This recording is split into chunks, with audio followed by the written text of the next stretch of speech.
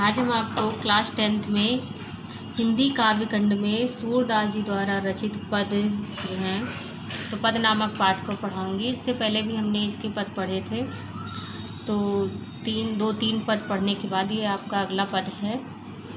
और सूरदास जी ने बहुत ही सुंदर कृष्ण लीलाओं का वर्णन किया है। देखिए, लिखा है कि मैं अपनी सब गाय चराए हूँ, प्रात होत बलिकै संग जय हो, तेरो कह न रहो। ग्वाल बाल गायन के भीतर नैको डर नहीं लागत, आज न सोए नंद दुहाई रैन रहूँगो जागत। और ग्वाल सब गाय चराए हैं, मैं घर बैठो रहो, सूर श्याम तुम सोई रहो, अब रात जान मैं दहो। तो सूरदास जी ने बहुत ही सुंदर कृष्ण लीला का वर्णन किया है। तो श्री कृष्ण अपनी माता यशोदा से हट करते हैं और कहते हैं कि हे मैया, मैं अपनी सब गायों को चराने के लिए वन जाना चाहता हूँ, मैं भी वन जाऊँगा। अब प्रात होत बल के संग जय हो, और जैसे ही सुबह होगी मैं सारे ग्वाल बालों के साथ अपने बड़े भाई बलराम के साथ गाय चराने चला जाऊँगा।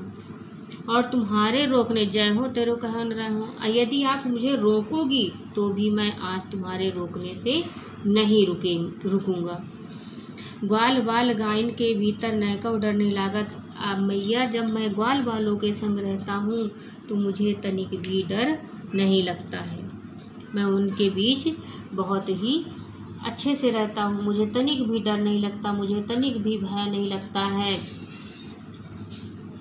आज न सोहे नंद दुहाई रैन रहूँगा जागत। मैं नंद बाबा की कसम खाकर कहता हूँ कि मैं आज रात्रि भर नहीं सोऊंगा, मैं रात भर जागता ही रहूँगा। कहीं ऐसा ना हो कि सवेरा हो जाए और मेरी आंखें ना खुलें और गाय चराने मैं ना जा सकूँ। और ग्वाल सब गाय चराए हैं, मैं घर बैठो रहूँ, तो आज मैं रात भर जागता रहूँगा। कहीं ऐसा ना हो कि मैं सो जाऊँ और सारे मेरे ग्वाल वाले जो है, सारे मेरे जो मित्र हैं वो गाय चराने के लिए चले जाएं और मैं घर पर ही रह जाऊं। सूर श्याम तुम सोई रहो, अब रात जान मैं दहो। तो माँ यशोदा जो है बालक कृष्ण को समझाती हैं और कहती हैं कि हे लाल, अब तुम निश्चिंत होकर सो जाओ, अब मैं कल तुम्हें गाय चराने के लिए सुबह जगा दूंगी, मैं तुम्हें गाय चराने के लिए अवश्य ही प्रातःकाल भेज दूंगी।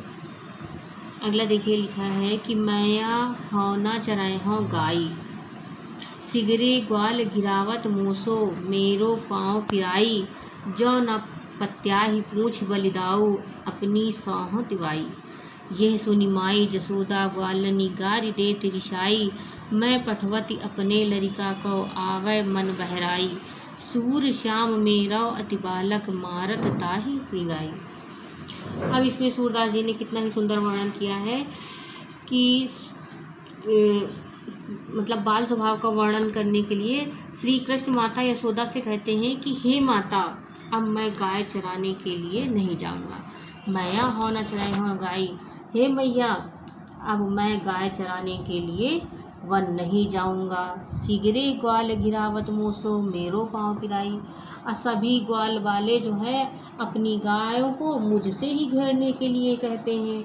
इधर उधर दौड़ते दौड़ते मेरे पाँव में पीड़ा होने लगी है। यदि तुम्हें मेरी बात पर विश्वास नहीं है तो जौना पत्ते हैं पूछ बलिदाओ, अपनी सौह दिवाई। यदि मेरी बात पर विश्वास नहीं है तो बलराम को अपनी सौगंध दिलाकर पूछ लो।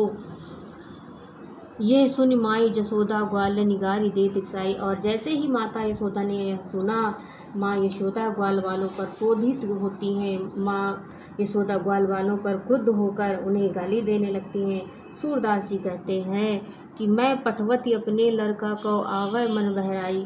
माता यशोदा कहने लगती हैं कि मैं तो अपने बालक को मन बहलाने के लिए वन भेजती हूँ, और ये ग्वाल वाले इधर उधर उसे दौड़ाते रहते हैं, उसे परेशान करते रहते हैं, जिससे मेरा बालक जो है थक जाता है।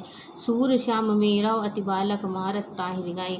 अब मेरा इतना, सूरदास जी कहते हैं कि सूरदास जी वर्णन करते हैं और कहते हैं कि मेरा तो इतना छोटा सा बालक है। माँ यशोदा समझाने लगती है कि मेरा इतना छोटा सा बालक है और ये सारे ग्वाल वाले उसे मिलकर परेशान करते हैं, इधर उधर दौड़ाते रहते हैं, भगाते रहते हैं और मेरा बच्चा जो है थक जाता है, तो परेशान हो जाता है। आज के बाद मैं कभी भी अपने लाल को गाय चराने के लिए नहीं भेजूँगी।